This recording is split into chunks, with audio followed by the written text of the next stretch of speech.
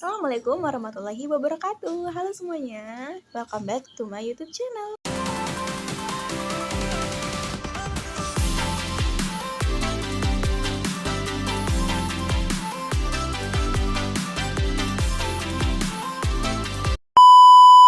Assalamualaikum warahmatullahi wabarakatuh. Halo semuanya, kita akan membahas nih tentang fungsi-fungsi dari manajemen. Nah, fungsi yang pertama itu adalah fungsi perencanaan.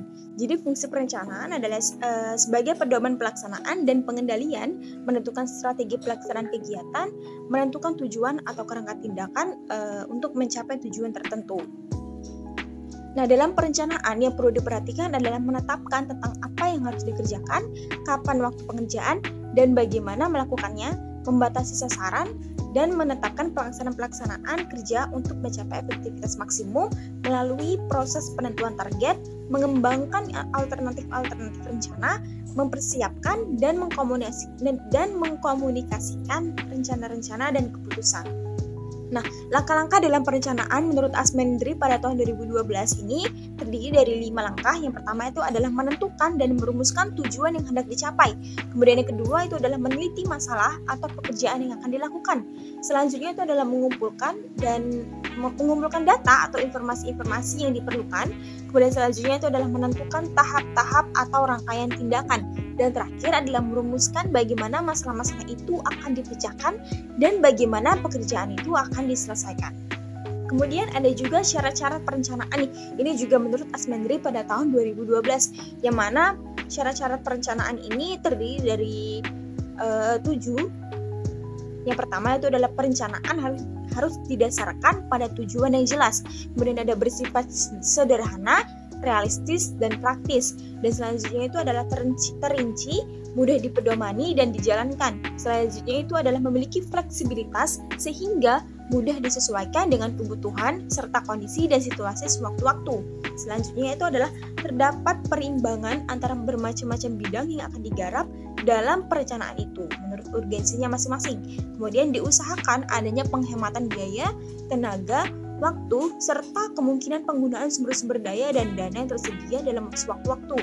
Kemudian yang terakhir itu adalah diusahakan agar sedapat mungkin tidak terjadi adanya publikasi pelaksanaan. Nah, kemudian yang kedua itu adalah fungsi pengorganisasian, yang mana fungsi pengorganisasian ini diartikan sebagai kegiatan membagi tugas kepada orang-orang yang terlibat dalam kerjasama untuk memudahkan pelaksanaan kerja. Nah, pelaksanaan fungsi pengorganisasian ini dapat memanfaatkan struktur yang dibentuk dalam organisasi, yang artinya deskripsi tugas yang akan dibagikan adalah berdasarkan tugas dan fungsi struktur yang ada dalam suatu organisasi. Pengorganisasian suatu tugas dapat memperlancar alokasi sumber daya dengan kombinasi yang tepat untuk mengimplementasikan rencana. Kemudian ada langkah-langkah untuk mencapai tujuan organisasi. Yang pertama itu adalah membagi seluruh beban kerja menjadi kegiatan-kegiatan yang dapat dilaksanakan oleh perorangan ataupun kelompok.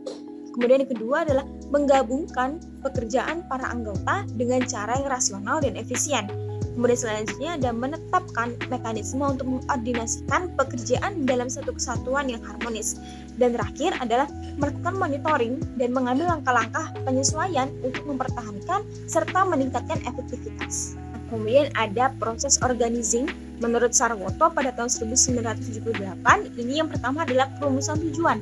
Tujuan itu harus dirumuskan secara jelas dan lengkap, baik mengenai ruangan sasaran dan sarana yang diperlukan serta jangka waktu pencapaian tujuan. Yang kedua itu adalah penetapan tugas pokok. Hal yang harus diperhatikan dalam penetapan tugas pokok ini adalah yang pertama, tugas pokok harus merupakan bagian dari tujuan. Yang kedua, tugas pokok harus dalam batas kemampuan untuk dicapai dalam jangka waktu tertentu. Kemudian yang ketiga, itu adalah perincian kegiatan. Nah, dalam kegiatan ini, selain harus disusun secara lengkap dan terperinci, juga perlu diidentifikasi nih kegiatan-kegiatan yang penting dan yang kurang pentingnya. Nah, proses organisasi selanjutnya yaitu adalah pengelompokan kegiatan-kegiatan dalam fungsi-fungsi, yaitu kegiatan yang erat hubungannya satu sama lain ini dikelompokkan menjadi satu. Kelompok kegiatan sebagai hasil dari pengelompokan ini disebut sebagai fungsi. Kemudian ada departementasi. Departementasi yaitu merupakan suatu proses konservasi fungsi-fungsi menjadi satuan organisasi dengan berpedoman pada prinsip-prinsip organisasi, yang mana setiap organisasi ini memerlukan pengkoordinasian dan memerlukan adanya hierarki. Kemudian ada pelimpahan otoritas, yang dimaksud dengan otoritas di sini adalah sebagai kekuasaan atau hak untuk bertindak atau memberikan perintah untuk menimbulkan tindakan-tindakan dari orang lain. Nah, otoritas ini bersumber dari beberapa hal. Yang pertama itu adalah ketentuan perundang-undangan atau regulasi-regulasi. Selanjutnya itu adalah posisi dalam konstelasi organisatoris yang telah ditetapkan sebelumnya atau ADART organisasi.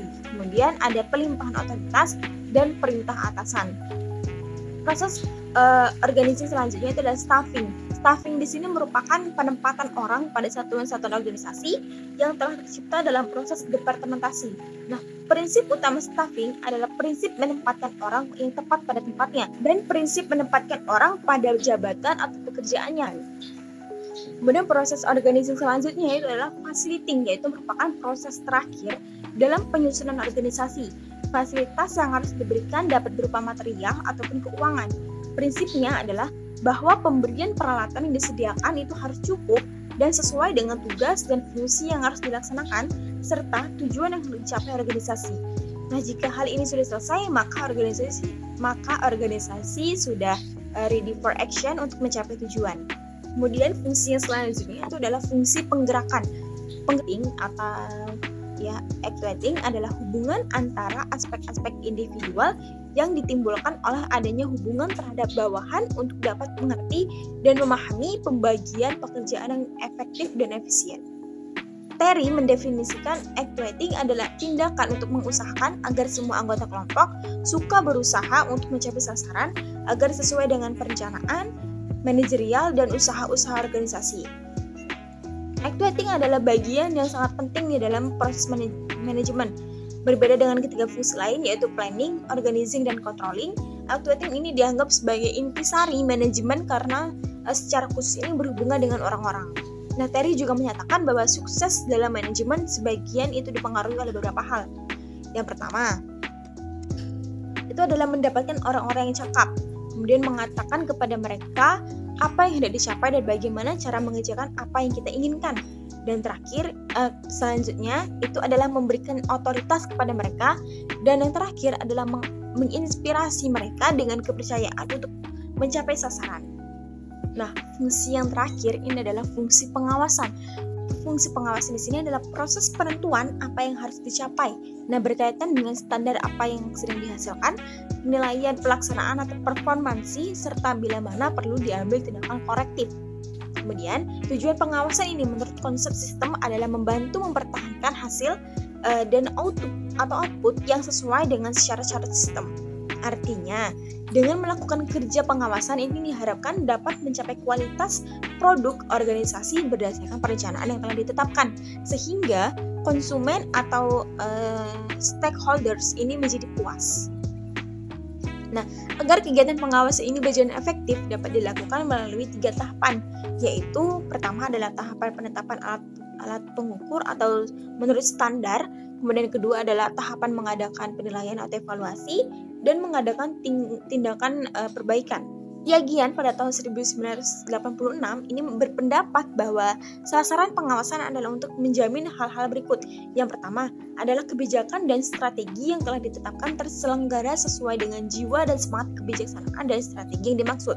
Kemudian yang kedua adalah anggaran yang tersedia untuk menghidupi berbagai kegiatan organisasi benar-benar dipergunakan untuk melakukan kegiatan tersebut secara efektif dan efisien. Yang ketiga adalah para anggota organisasi ini benar-benar berorientasi pada berlangsungnya hidup dan kemajuan organisasi bukan kepentingan individu, yakni kepentingan bersama. Selanjutnya itu adalah penyediaan dan pemanfaatan sarana dan prasarana sehingga memperoleh hasil kerja yang memuaskan. Selanjutnya itu ada standar mutu hasil pekerjaan itu terpenuhi semaksimal mungkin. Dan terakhir adalah prosedur kerja ditaati oleh semua pihak. Oke, kayaknya segitu dulu ya video kita kali ini. Terima kasih sudah nonton.